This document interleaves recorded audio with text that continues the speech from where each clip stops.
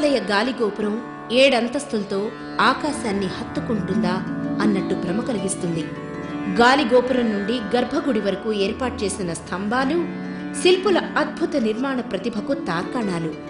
ధ్వజస్తంభం, గోడల మీద వివిధ ఆకారాలతో చెక్కిన నాగ విగ్రహాలు, ఆలయంలో అన్ని ప్రక్కలా ఏర్పాటు చేసిన నాగ విగ్రహాలు అడుగడుగున మనసును ఆకట్టుకుంటాయి.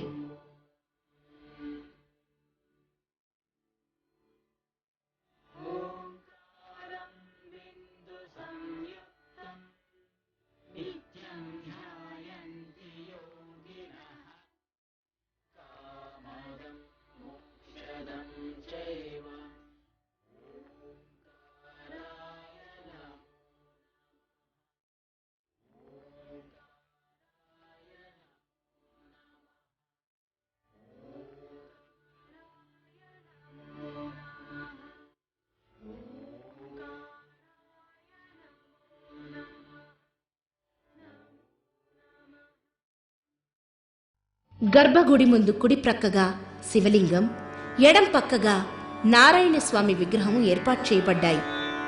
మందిర ప్రదక్షిణంలో భాగంగా వెనక్కి వెళ్తే శ్రీ జయలక్ష్మమ్మ, శ్రీ నారాయణ స్వామి నలుపు శిలా విగ్రహాలు విభ్రమకు గురి చేస్తాయి. ఒకవైపు భయంగా, మరోపక్క భక్తిభావాన్ని పెంపొందిస్తాయి. మందిరం వెనుక భాగంలో అమ్మ జయలక్ష్మి మాత సమాధి మందిరం ఉంది.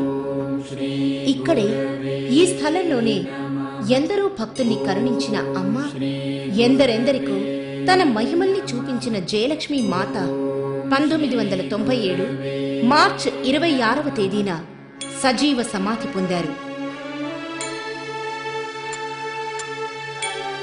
ఆ రోజు బుధవారం ఉదయం సర్వాలంకార భూషితమై అమ్మ అందరికీ దర్శనమిచ్చారు. నేటికి ఈ గురుస్థానంలో ఎందరెందరో భక్తులు అమ్మవారితో ప్రత్యక్ష అనుభవాల్ని చవిచూస్తున్నారు.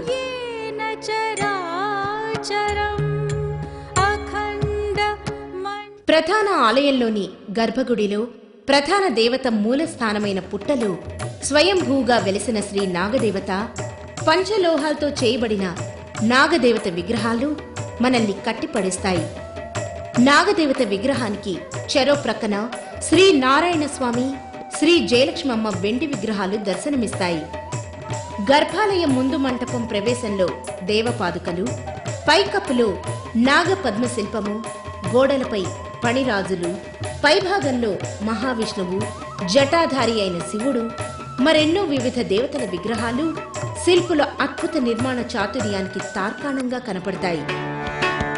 భూమి మంగళం, ఉదక మంగళం, అగ్ని మంగళం, వాయుమంగళం, గగనమంగళం, సూర్యమంగళం, చంద్రమంగళం, జగన్మంగళం.